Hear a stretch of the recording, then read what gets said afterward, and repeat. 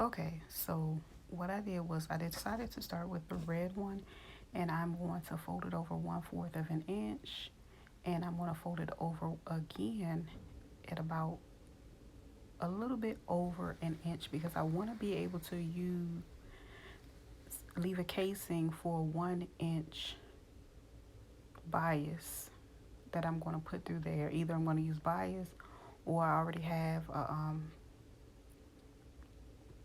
the woven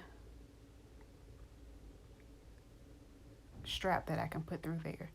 And then I'm going to go and repeat the same thing on the other side. I want both of them to be even. And once I fold these, again, I'm going to do 1/4 of an inch. And then I'm going to fold it further again at a little bit over an inch. So about 1.25 inches, because I need at least an inch to be able to put the biased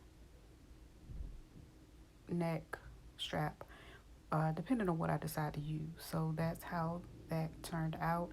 And as you can see, it started to come together, and you can see how they're folded in the back, and you can see the spacing that I have left over.